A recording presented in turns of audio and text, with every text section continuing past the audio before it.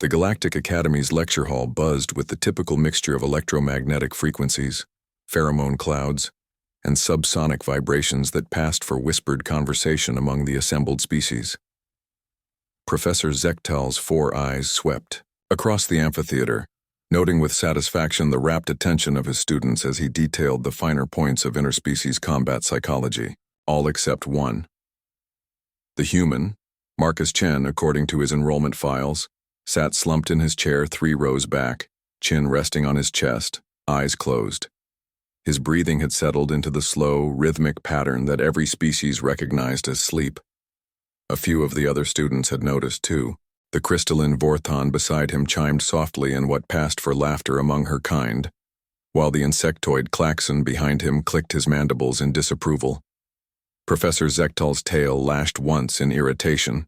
Humans had only been admitted to the Academy 5 cycles ago. After their spectacular debut in the border wars against the hegemony, their tactical brilliance had impressed the Council enough to grant them provisional membership in the Galactic Federation, but this one seemed determined to waste the opportunity. Perhaps Mr. Chen would like to demonstrate the Altarian nerve strike we've been discussing? Zektal's voice boomed across the hall, his vocal cords modulated to produce the sharp harmonics that could wake most sleeping species. Marcus didn't even twitch. The professor's secondary hearts began beating faster, a sign of mounting frustration in his species. Mr. Chen. This time the human stirred, raising his head with what appeared to be genuine confusion. Sorry, Professor. Did you call on me? A wave of amused chittering, whistling, and harmonic vibrations swept through the assembled students. The Corvin delegation's scales actually shifted color in their equivalent of laughter. I was asking if you'd like to demonstrate the combat technique we've been studying for the past hour, Zektal said, his tone dripping with the kind of academic sarcasm that transcended species barriers. Marcus blinked slowly, then shrugged. Sure, I guess. Which one of them should I use it on? The casual confidence in his voice sent a ripple of unease through the classroom. Zektal's 3rd eye, the one that could detect micro-expressions and pheromone changes, picked up something unsettling. The human's body language had shifted completely. Where moments before he had seemed drowsy and inattentive, now he appeared predatory. That's not how this works, Mr. Chen. We use training dummies for... Right, sorry. Marcus stood, stretching lazily. I just figured since I've been watching them all for the past 3 months, I'd know exactly how to take down each species represented here. The silence that followed was absolute. Even the Vorthon's natural harmonic resonance stopped. Excuse me? Professor Zektal's voice had dropped to a whisper. Marcus looked around the room as if seeing it for the first time, though his gaze was sharp and calculating. Oh, did I say that out loud? He smiled, and several students instinctively recoiled. I mean, I wasn't actually sleeping, I was observing, learning. You know how humans are, we're persistence predators. We watch, we wait, we adapt. He gestured casually toward the Klaxon behind him. Take Vex there. His species relies on their enhanced reflexes, but they telegraph their moves 0.3 seconds before acting. Something about how their nervous system processes combat decisions. Hit him in the thorax just as he's about to strike, and those reflexes become a liability. Vex's mandibles clacked nervously. Marcus's gaze shifted to the Vorthon. Shenna's people are beautiful. All that crystalline structure makes them incredibly durable against energy weapons. But crystal has natural fault lines. Apply kinetic force at the right angle. He mimed a precise strike. Structural collapse. Shenna's harmonic frequency climbed to nearly inaudible levels. And Professor, Marcus turned to face Zektal directly. Your species' 4-eye configuration gives you incredible peripheral vision, but it creates a blind spot directly above your head. Plus, your tail movements follow a predictable pattern based on emotional state.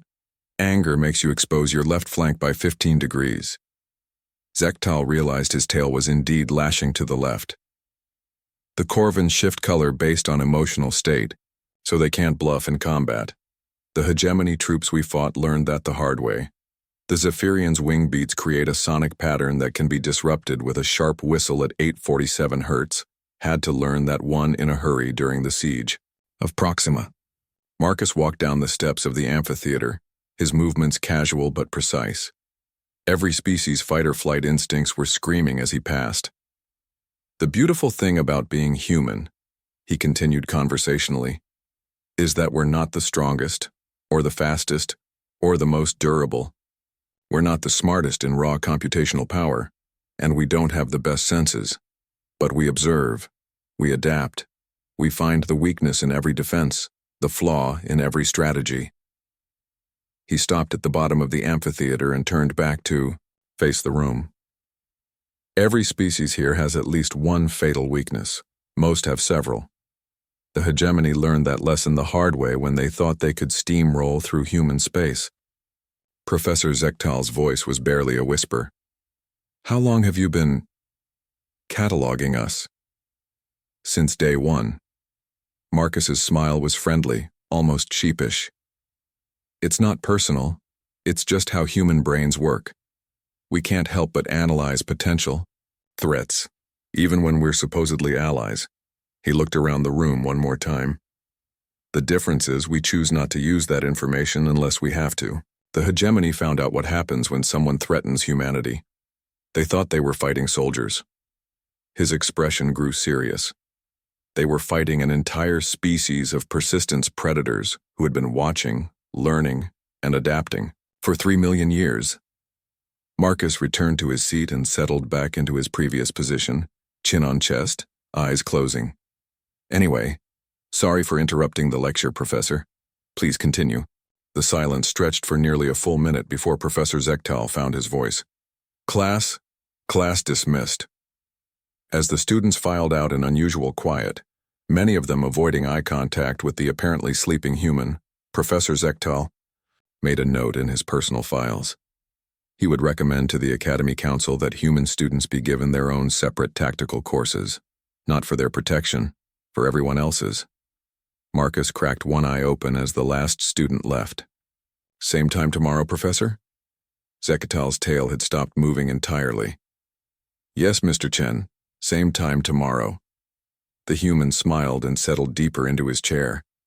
Within moments, his breathing had returned to the slow, steady rhythm of sleep. Or observation. Zektal was no longer certain there was a difference.